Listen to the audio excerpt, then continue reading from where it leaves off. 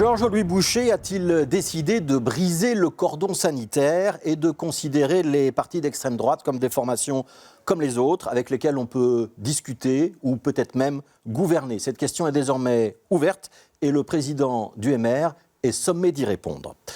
D'ici lundi midi, le président du mouvement réformateur va donc effectivement devoir dire s'il continue ou pas d'adhérer au principe du cordon sanitaire. C'est ce que lui demandent officiellement les présidents du PS, d'Écolo et des Engagés, le nouveau nom du CDH.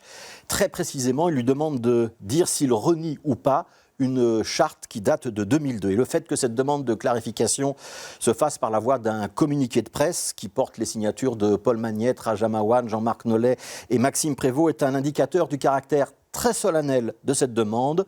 Une ligne rouge a été franchie, un acte très grave au regard des enjeux de la démocratie, écrivent les trois présidents dans ce communiqué.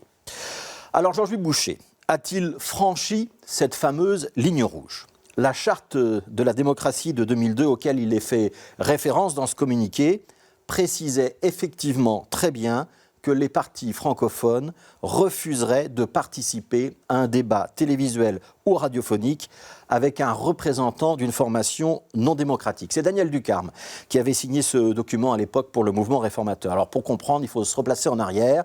Nous sommes le 8 mai 2002, dans un moment où les 4 partis francophones, PS, MR, CDH, Écolo, veulent clairement préciser les choses vis-à-vis de l'extrême droite. Le 8 mai, date symbolique de l'armistice de 1945, mais surtout en 2002, nous sommes 2 semaines après le 21 avril, c'est-à-dire le jour où Jean-Marie Le Pen, le père de Marine, avait accédé au second tour de l'élection présidentielle en France. À l'époque, la condamnation avait été unanime et les partis francophones avaient très bien observé ce qui s'était passé pendant la campagne électorale française et aussi ce qui se passait depuis quelques années en Flandre.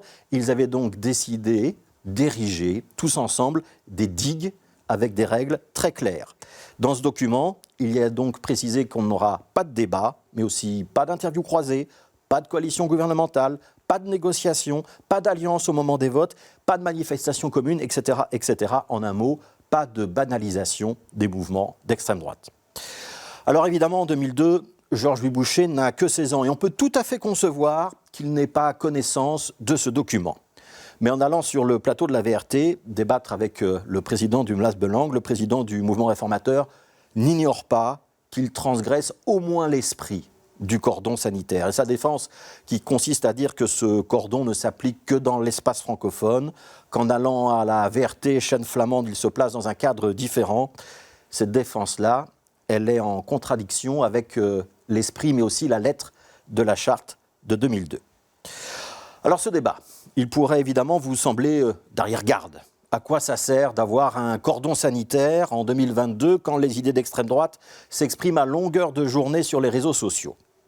Eh bien justement, ça sert à faire la différence entre une opinion qui reste dans le champ démocratique et une autre qui n'y est pas. Parce que l'extrême droite, c'est vrai, elle est omniprésente dans les médias français. Ces idées font même des ravages sur les chaînes info où elles sont plus que banalisées. Et la constatation peut être la même pour les médias flamands. Mais justement, il suffit de regarder les résultats des élections de ces 30 dernières années en France, en Flandre et dans l'espace belge francophone pour constater qu'effectivement un cordon sanitaire, ça a des effets. Georges-Louis Boucher, qui adresse de temps en temps des clins d'œil à l'extrême droite, notamment dans ses tweets sur les réseaux sociaux, va devoir clarifier un point qui est donc un point sensible. La charte de la démocratie, le cordon sanitaire, ça ne peut pas être observé qu'à moitié. Les engagements moraux, ça ne se négocie pas à géométrie variable, ils existent ou ils n'existent pas, le racisme est condamnable ou il ne l'est pas, et les partis liberticides sont fréquentables ou ils ne le sont pas.